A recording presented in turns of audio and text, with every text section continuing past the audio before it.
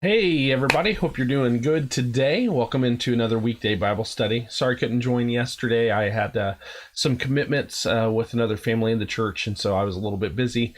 But I am back at it today, and today we are in Judges chapter 19. It is going to be an adventure. It's kind of like I'm calling this one the making of a sociopath, right? Like that's the idea that's happening here, and it's just so interesting, right? Israel is at such an interesting point in their history. They are at this point kind of between the judges and the kings, and they make it very clear over and over again. They keep saying in those days there was no king in Israel. Like it just keeps coming up, and then it tells us things about like what was happening and what people were doing. Drinking some delicious coffee this morning. Oh man, that's good. That is my last cup or my last pot of Black Bear coffee. So gonna have to move on to the other bag that my friends bought for me, which is gonna be good, I'm sure, as well. But man, Judges, this ending of Judges is just so interesting, right? To look into what's happening in the world at this time. You know, keep in mind, you're not I mean, you're a little ways removed from Joshua at this point and Moses, but not a long ways. I mean, you know, like there hasn't been that much history between them. And so to see how far the world has just like fallen, how far things have changed, is just unbelievable at this point. So we're going to start reading at verse 1 of chapter 19. We're going to do the whole chapter again today. And so that'll be kind of what we're doing. It's going to start a little slow, but I want you to catch this first story because I think that this first story really shows again how far things have fallen. Because you're going to see Levite do something that's just a little bit unbelievable. And then we're going to continue through the end of the chapter. So here's what it says. It says, "In those days, when there was no king in Israel, a certain Levite was sojourning in the remote parts of the hill country of Ephraim, who took himself a concubine from Bethlehem in Judah." Like that's crazy. Okay, this Levite who's taking for himself a concubine, like that's a little bit crazy, right? You're seeing at the very beginning, like the Levite is like he's from the priestly line, right? You know, and so he knows very well God's intentions and desires, and he's taking for himself a concubine. Verse 2: "His concubine was unfaithful to him, and she went away from away from him to her father's house at Bethlehem in Judah. And there were some 4 months. Then her husband arose and went after her to speak kindly to her and to bring her back. And he had with him his servant and a couple of donkeys. And she brought him," this is the Levite, "into her father's house. And when the girl's father saw him, he came with joy to meet him. And his father-in-law, the girl's father, made him stay, and he remained with him 3 days. So they ate and drank and spent the night there. And on the fourth day they arose early in the morning, and he prepared to go. But the girl's father said to his son-in-law, 'Strengthen your heart with a morsel of bread, and after that you may go.' So the two of them sat and ate and drank together. And the girl's father said to the man, 'Be pleased to spend the night, and let your heart be merry.'" So he's extending the stay, right? "And when the man rose up to go, his father-in-law pressed him till he spent the night there again. And on the fifth day, he rose early in the morning to depart. And the girl's father said, 'Strengthen your heart and wait until the day declines.' So they ate, both of them. And when the man and his concubine and his servant rose up to depart, his father-in-law, the girl's father, said to him, 'Behold, now the day is waning towards evening. Please spend the night. Behold, the day draws to its close. Lodge here and let your heart be merry, and tomorrow you shall arise early in the morning for your journey and go home.'" And it's like, come on, dude. Like, can I just get out of Dodge yet? Right? I mean, that's what's happening here, but whatever. Okay, verse 10: "The man would not spend the night. He rose up and departed and arrived opposite Jebus," that is Jerusalem. "He had with him a couple of saddled donkeys and his concubine with him. When they were near Jebus, the day was nearly over, and the servant said to his master, 'Come now, let us turn aside to the city of Jebusites and spend the night in it.' And his master said to him, 'We will not turn aside into the city of foreigners who do not belong to the people of Israel, but we will pass on to Gibeah.' And he said to his young men, 'Come, let us draw near to one of these places and spend the night at Gibeah or Ramah.' So they pressed and they went on their way, and the sun went down on them near Gibeah, which belongs to Benjamin, and they turned aside there to go in to spend the night at Gibeah. And he went down and he went in and sat down in the open square of the city, for no one took them into his house to spend the night. So they were traveling, right? And they were not going to stop at a town outside of at a town that was like foreign to their faith, more or less, right? They wanted to go into the town that was still an Israelite community. So they go to where the tribe of Benjamin would be.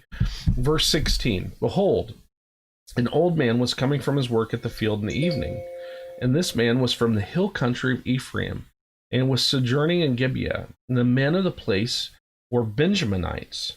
And he lifted up his eyes, and he saw the traveler in the open square of the city. And the old man said, where are you going, and where do you come from? And he said to him, we are passing from Bethlehem in Judah to the remote parts of the hill country of Ephraim, from where I come.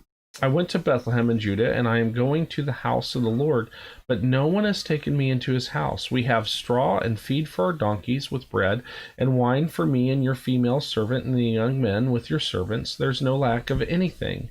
The old man said, peace to you, I will care for your wants. Only do not spend the night in the square. So he brought him into his house and gave the donkeys feed. They washed their feet and they ate and they drank. And he was showing them biblical hospitality, right? That's what's happening here. Super great, for them to allow a sojourner or a stranger into their home was not out of ordinary, the way that it would be today, right? As they were all making their hearts merry, in verse 22, behold, the men of the city, so these are Benjaminites, worthless fellows, surrounded the house, beating on the door, and they said to the old man, the master of the house, bring out the man who came into your house, that we may know him. And that's a euphemism. They're wanting to rape this man. That's what's happening here. They want to have their way with him physically, sexually. Okay, that's what's happening. Verse 23.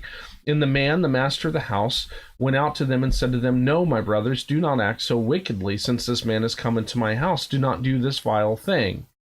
Okay, that makes sense, right? Why would these Benjaminites, these Israelites, why would they want to rape this man? Like, that's insane. The guy goes out to defend the guy, or to defend the stranger that's staying with him. Verse 24, though, we take a crazy turn.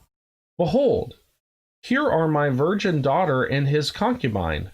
Let me bring them out now. Violate them and do what seems good to you, but against this man do not do this outrageous thing. What? What? Like, this is completely nuts, right? Like I hope that you're reading this. I hope you're getting this, right? Basically, what this guy did is, do not, like, here you go. Don't take don't take this stranger man. Instead, rape my daughter. Like, that's what just happened. Rape my daughter, rape this guy's concubine. Take those women, don't take this man. Like, that's what's happening here.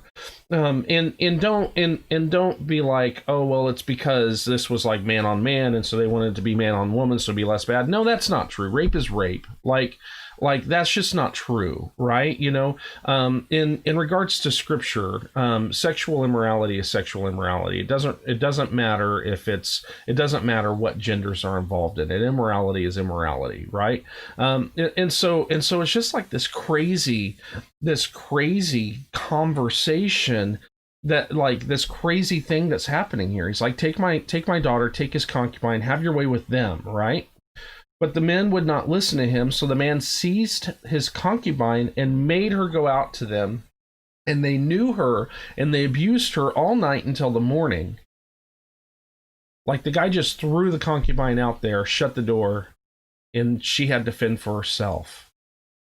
And as the dawn began to break, they let her go. And as morning appeared, the woman came and fell down at the door of this man's house where her master was, until it was light. She didn't even have, like, the strength to open the door. Her master rose up in the morning. How did he sleep? It's the making of sociopath, right? Here, take her, not me. She's worthless. She's just my concubine. Have her. Take her instead. And then he goes to bed and sleeps while she is abused in every way. When he opened the doors of the house, he went out to go on his way. Behold, there was his concubine lying at the door of their house with her hands on the threshold. He said to her, "Get up, let us be going," as if nothing happened, right? As if nothing, like, oh yeah, of course I want to travel with you now. I want to go with you now. But there was no answer. Of course not, because she's dead. That's what the text is telling you. They raped her until she died. Then he put her on his donkey, and the man rose up, and he went away to his home. And when he entered his house, he took a knife, and taking hold of his concubine, he divided her limb by limb into 12 pieces. And he sent her throughout all the territory of Israel. And all who saw it said, "Such a thing has never happened or been seen from the day that the people of Israel came up out of the land of Egypt until this day. Consider it, take counsel, speak." In those days there was no king in Israel.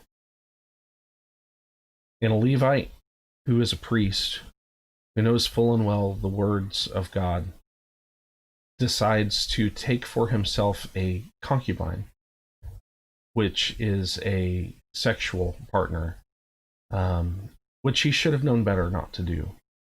But that is the beginning, right?